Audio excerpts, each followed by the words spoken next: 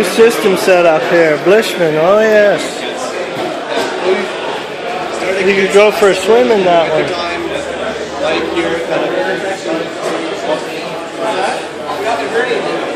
Somebody else setting up for the day.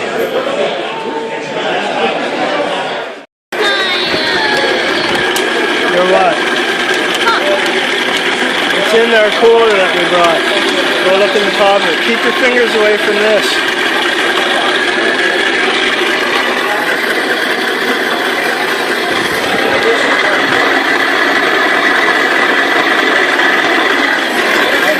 Getting overtime.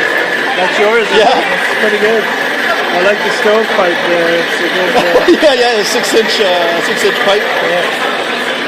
Keeps it from blowing all over.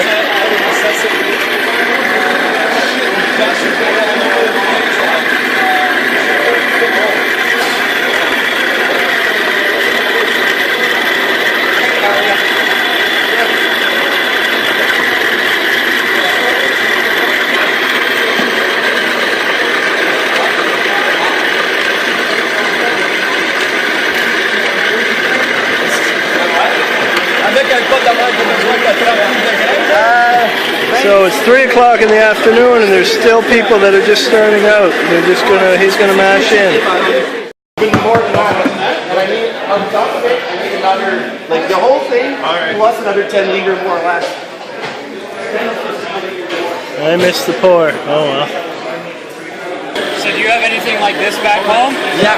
Oh, nice. More or less the same thing, except my motor is an old dryer machine motor. And I couldn't find a wheel that actually is not crooked a little bit, but yeah, it's essentially speaking the same thing. Cool. Very nice. That's a lot of grain. What's your grain bill? It was supposed to be 24 kilo Marisauder, 1 Carbonatic and 1 Cararoma. Cararoma was replaced by Carbonatic. Marisauder is now 9 kilos Marisauder, 13 kilo Pilsner. It's going to be, to top it off, 2 kilos of Zero. So, oh yeah. That's still a lot of grain.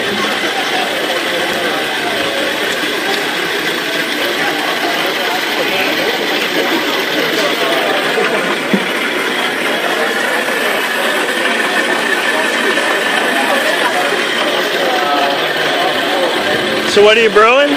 Sorry? What are you brewing? Actually, it's going to be interesting because of what's being donated. I wanted to use some off, so I went for an Imperial IPA, but since it's going to be Czech, I actually asked a friend of mine who's Czech, and it's going to be,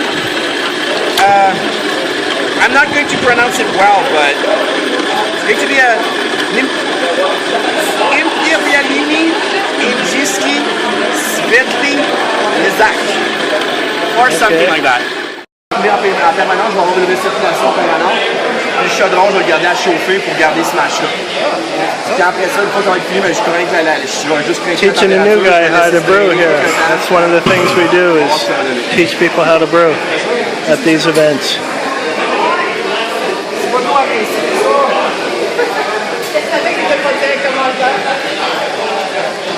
This is going to be a really thick mash based on, that's all dry at the moment, there's no liquid in there yet, and just based on how full that is dry, this is going to be an extremely thick mash. But he was just explaining that he's going to use a pump and recirculate between the two vessels, so it won't actually be as thick as it really is here in the mash tun because it will be distributed between the two vessels. And that should be a sound theory. We'll see how it works out in practice.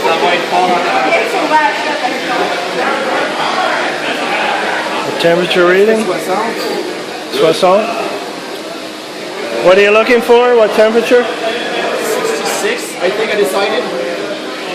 Almost there. 66. Yep. Good. You're almost there.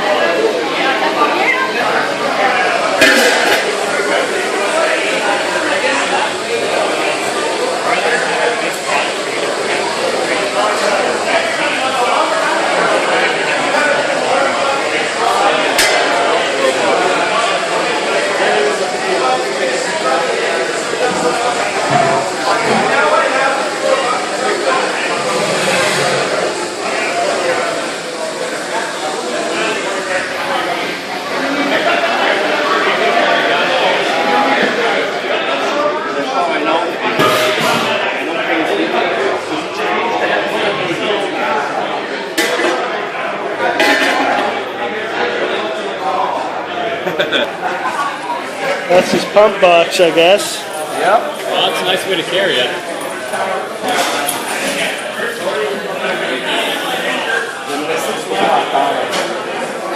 There's two. Let me see if I can get those in there. 2 pumps. 1 pump, 2 pump. Nice.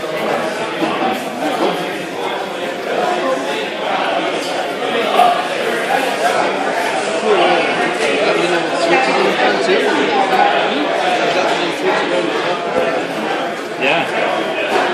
Electrical switches too. Not just valve control.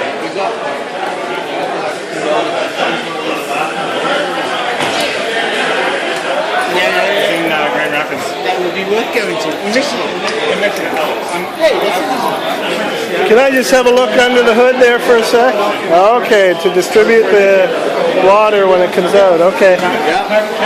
Nice. Nice manifold. So he's going to pump water out of the hot liquor tank through the pump, up over the mash, about 15 minutes. And you're going to pump it right back into the hot liquor tank again too. Gravity will feed back down. Right. Okay. So it's just going to recirculate through the whole mash, keeping the temperature, and if you keep the water temperature stable, so that's going to keep the mash temperature. And then once the mash is done, I just let it drip and stop the pump and just leave it up as it was. Cool.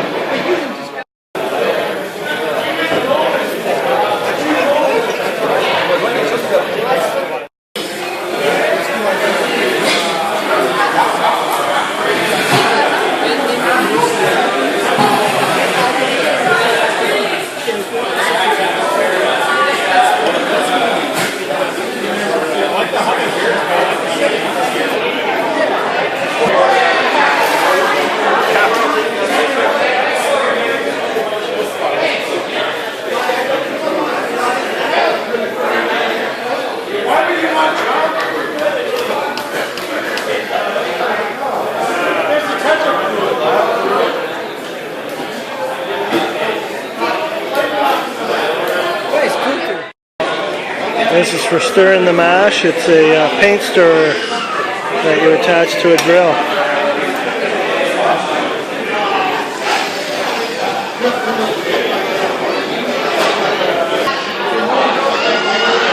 Alright, he's opening up the water to go into the pump. You got to prime the pump first. You see the water coming up here now.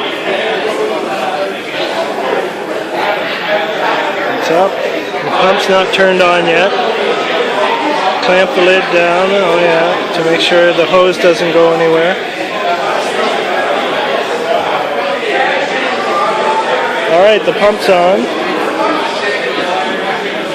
It's not quite flowing yet.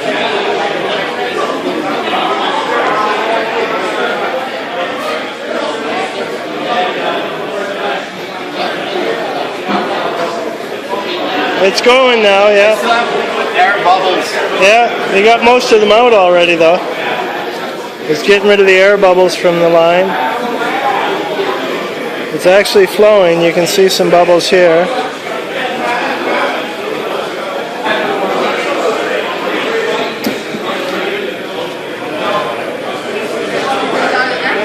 It's going, yeah, it's going good. There's no bubbles at all. And it's going. Yeah, it's flowing, good. So you don't stir it? Not yet, I'll wait till it's full. Yeah. Once it's full and I start the recirculation, then yeah, I'll stir to make sure.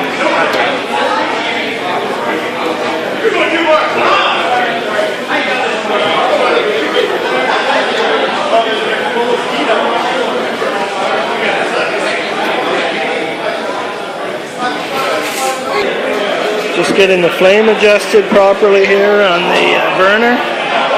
Opening up the airway there to let some air inlet. Getting the fine tuning on the flame.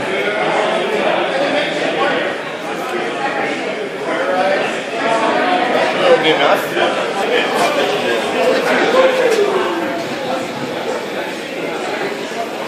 I'll lower the temperature a little bit, but I want my full volume, so I guess.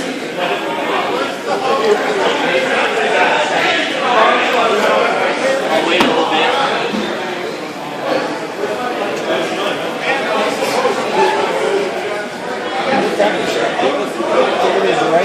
Pretty much where I want it.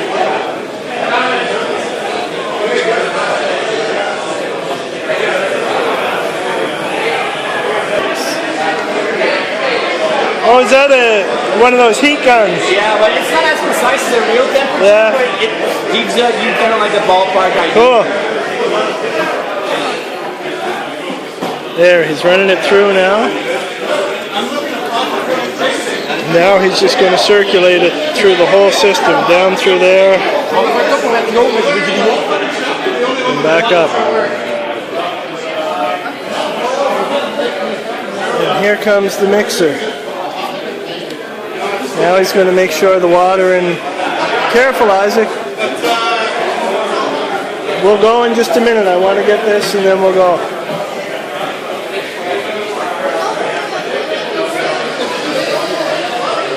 There goes the paint stirrer.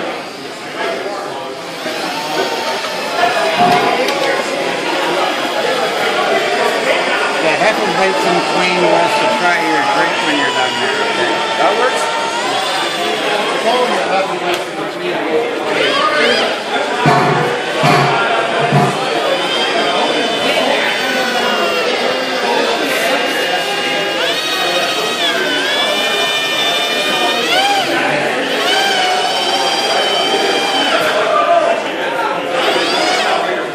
It is thick.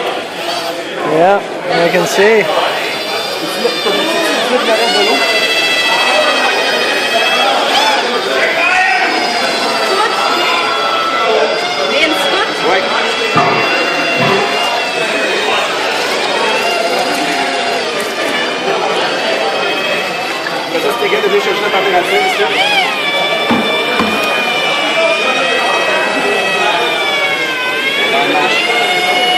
It's going up and down, making sure all the grain and water is mixed up really well. That's how you get your maximum efficiency.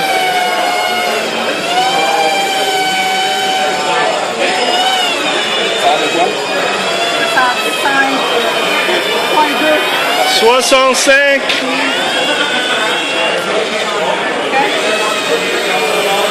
You're pretty close to your 66.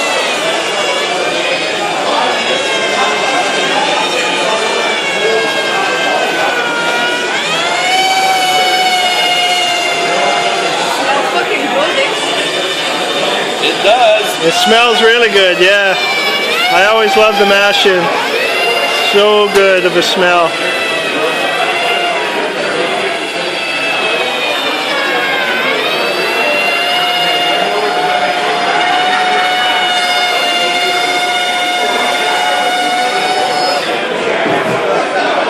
Good stir.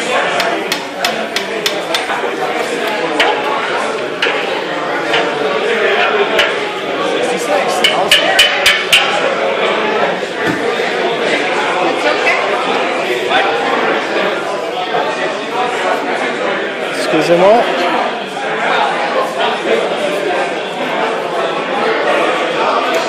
Making all the final adjustments.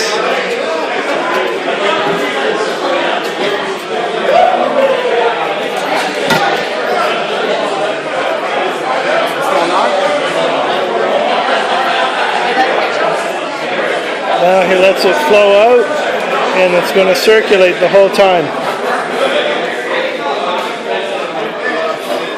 So the whole 90 minutes or 60 minutes it's going to circulate out there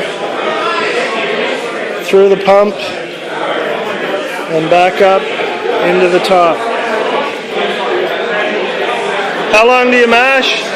About an hour. About an hour, yeah. I don't have a kit to do a conversion test, so I guess I'll aim for an hour and hope for the best.